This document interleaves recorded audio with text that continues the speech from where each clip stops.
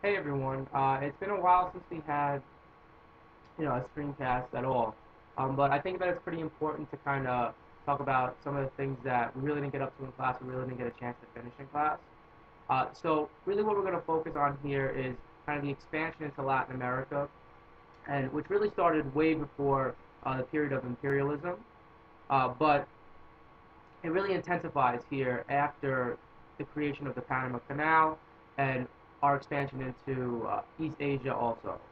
So in class we kind of started to talk about the Platt Amendment, and the Platt Amendment really what it does is it almost like cancels out the Teller Amendment that was a part of the U.S. Declaration of War and the Spanish-American War, and it really gives the United States almost kind of like a big brother policy with Cuba, meaning Cuba really can't have interaction with other countries without the United States approval, and it really kind of takes their autonomy away. And so it manifests itself in the United States kind of getting involved in their financial affairs, in their international affairs. Like I said, it gets involved, or the United States kind of gets involved in taking away their autonomy as a country. Now, we talked about this in class, and so one of the things is that they keep naval bases still in Cuba, even to this day, like Guantanamo Bay. Now, what we really just kind of briefly touched on in class, and I want to go into some more detail, is the Roosevelt Corollary.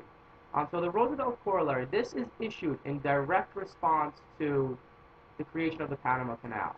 So it's in 1904, Roosevelt comes out. It's his second term, basically, after the first term. He had not his real term because he came in after McKinley was assassinated, but his first term that he's elected, and basically right away he comes out and he makes this addition to the Monroe Doctrine called the Roosevelt Corollary.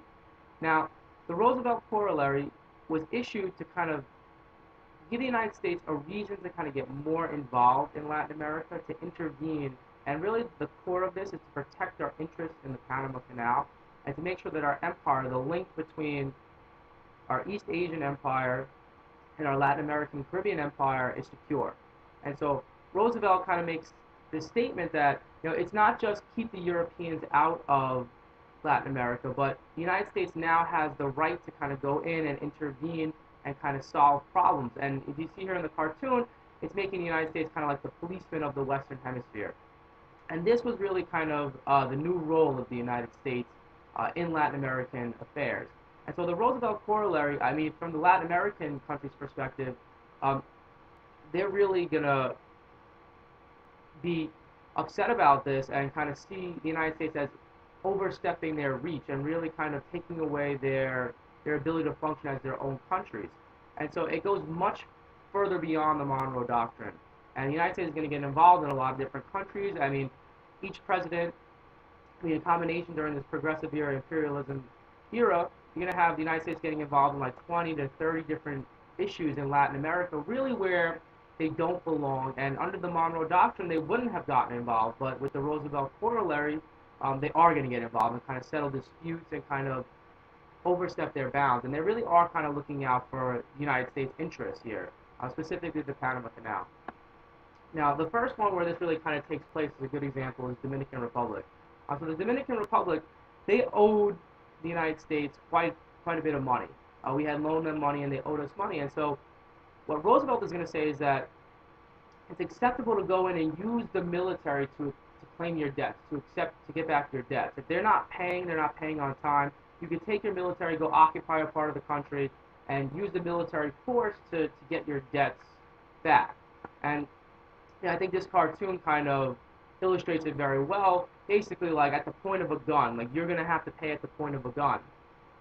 Now, a lot of these Latin American countries are going to say, well, this is completely unfair. You can't just kind of come in and collect your debts or call on your debts and expect us to pay right away. And so they kind of respond with something known as the Drigo Doctrine um, of 1907, which basically states the complete opposite, that you can't come in and just force us by military to come in and collect your debts. So it's kind of a battle of ideologies here between the United States saying, yes, we can intervene whenever we need to or we have to, whether it's economic interest to us or strategic interest to us, we can intervene. And Latin America saying, no, you can't just come in and violate our sovereignty whenever you feel it necessary. Okay, so Roosevelt, he has a very military-minded policy with Latin America. He's not afraid to kind of go out there and deploy the troops and get them involved in these countries in Latin America. Now, if you look here, this cartoon is about William Howard Taft, so our next president who follows Roosevelt, and he's elected in 1908. And he's actually kind of handpicked by Roosevelt to be the next guy to become the president. Now, if you look here, what it says is he's patting the big stick. So, you know Roosevelt's famous quote, speak softly and carry a big stick, and he's referring to kind of the policy in Latin America. So what they mean here by patting the big stick, it means that Taft is going to kind of take a different approach towards Latin America. He believes in replacing dollars or replacing bullets with dollars in the way to influence Latin America. Roosevelt, they said, wanted to use military force to kind of influence Latin America. Taft, he comes up with this idea known as dollar diplomacy, and he's going to try and use money and economics to try and influence Latin America to have a foreign policy and have policies that are advantageous to the United States. Now, although he comes out and he says this, he says he's going to use dollar diplomacy, it's not 100% true. He does use the military. He uses the military almost as often as Teddy Roosevelt used the military. So he has his policy, dollar diplomacy, but in the end, really, he's going to have somewhat similar policies as far as deploying the military out there in Latin America. Now, really the big connection here between our South Pacific Empire and our Caribbean Empire, and it dictates a lot of our policy here in the Caribbean and in the South Pacific, is the Panama Canal. So after we fight the Spanish-American War, and we start to gain some territories in the South Pacific, like the Philippines and Guam, and we gain Puerto Rico, which a lot of politicians at the time deemed to be a very strategically important island, we start to kind of renew our interest in the Panama Canal. And so there have been a lot of politicians in the past who said that this is very important. You know, this isthmus here, this small little piece of land, is a perfect place for a canal. And it became important to kind of link our empires together.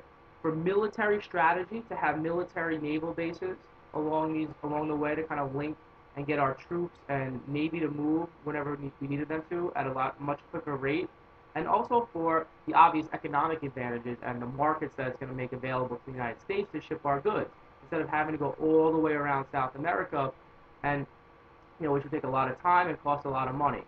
And so past politicians, like secretaries of state, Blaine, he wanted this, Mahan, he was a big proponent of this, Cabot, they all kind of want this canal built. Teddy Roosevelt, while he's the Secretary of the Navy, and so it's going to come back again and again, and finally, in the early 1900s, under Roosevelt's leadership, the opportunity is going to kind of present itself, and they're going to jump on it.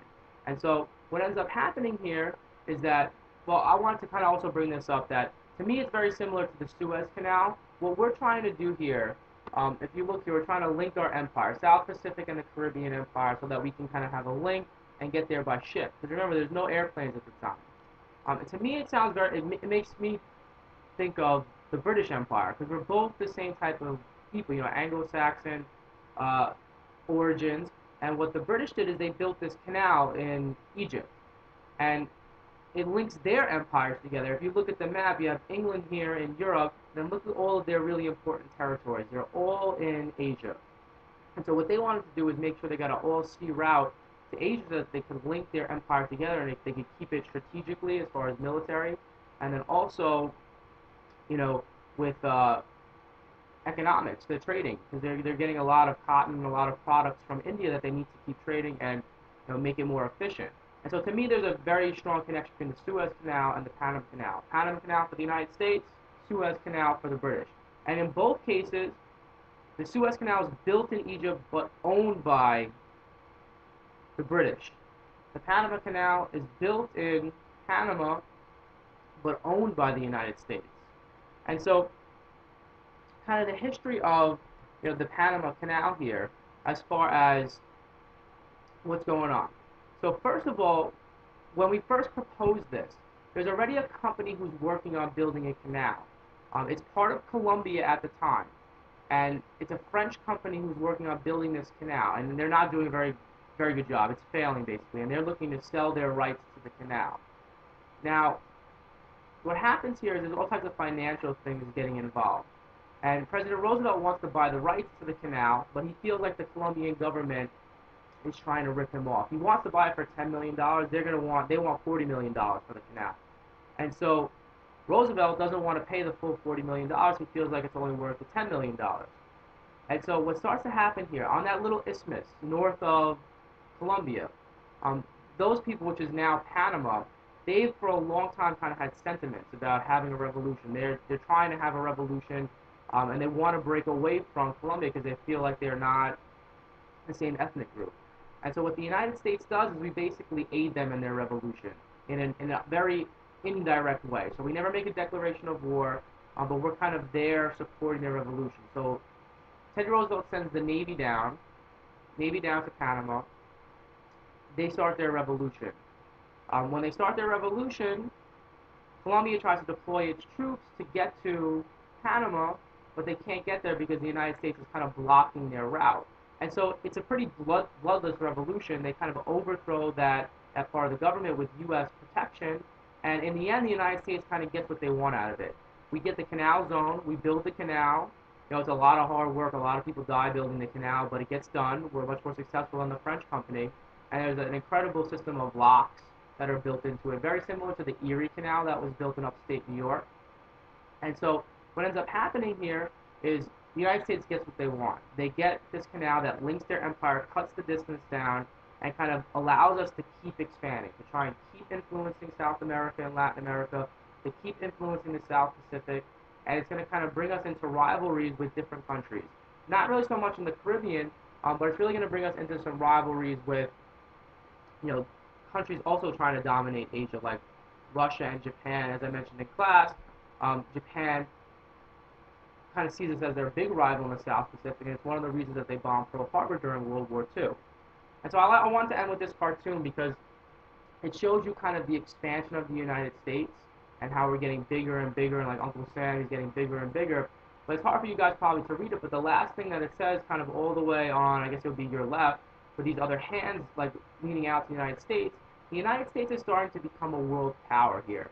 And so at the end part, what it says is basically these other countries now, they want to be friends with the United States. They're looking to kind of reach out to the United States. When before, we were there, but other countries really didn't acknowledge us as far as a world power. So during imperialism, we're going to start to come onto the world stage, and in our next chapter, World War I, is really where we're going to kind of come out and really kind of make a showing in the first time in a European war and have a major impact in a European war. And from here on out in our class, America's role in the world is just going to grow and grow and grow. And it's up to you to kind of debate whether that's a good thing or a bad thing. Were we better off when we just kind of restricted ourselves to the continent, or are we better off now that we are basically involved all over the world in international affairs? Alright guys, so that's it for today. I will see you guys on Monday. Make sure that you look at your review sheets, that you do the CASA learning assignment, and you start to study for the test. Do not leave it until Tuesday night. Alright guys, have a good weekend.